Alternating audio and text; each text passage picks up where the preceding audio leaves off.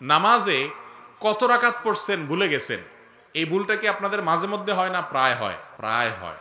কারণ হলো মনোযোগের নামগন্ধ নাই। আল্লাহ মাফ করুক। এই আমল নিয়ে কিভাবে আপনি জান্নাতে যাবেন বলেন?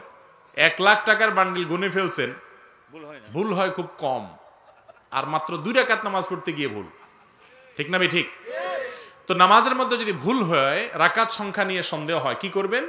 এটা সমাধান হলো, আপনি প্রথমে চেষ্টা করবেন যে কোনটার দিকে মনের ঝোঁক বেশি সেটা বের করার।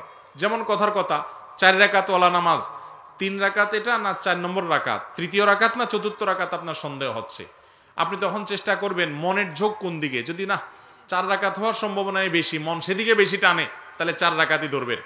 আর যদি মন বেশি টানে 3 রাকাতের দিকে, তাহলে 3 রাকাতেরই পড়বেন এবং শেষে সিজদা সৌদিয়া নিবেন। আর যদি আপনার মনের কোনো ঝোঁক না থাকে, বরং 50-50, আপনি মাঝখানে দাঁড়ায় থাকেন, কোনো হুঁশদিস নাই, কয় রাকাত পড়ছেন কোনোই খবর নাই, এরকম যদি বেখবর হয়ে যান, তাহলে সেক্ষেত্রে আপনি কমটা ধরবেন।